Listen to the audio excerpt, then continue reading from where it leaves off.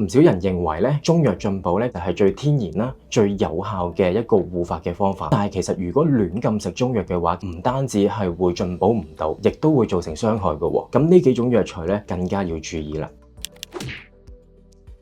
首先啦，何首烏一講起脫髮嘅時候啦，好多人自然會諗起何首烏呢隻中藥。何首烏本身有補肝腎啦、養氣血啦，亦都可以處理脫髮啦，同埋促進呢個頭髮嘅生長嘅。但係咧，其實唔係個個人都啱食何首烏。首先，何首烏本身係有分生首烏同埋製首烏嘅。生首烏咧，其實有一定嘅毒性，如果進食過量嘅話咧，好容易會造成一個肝臟嘅損傷。所以咧，要揾一個合資格嘅中醫師咧，去處方一個適當嘅用量。正值經期嘅女性啦、孕婦啦、肝功能不全嘅人士咧，都唔可以食何首烏。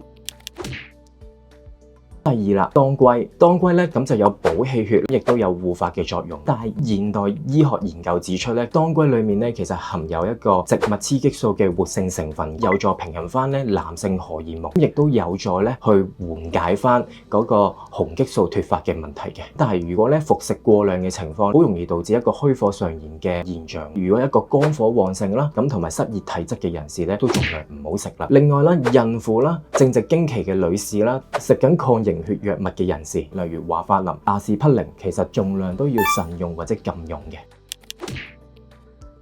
最後啦，人參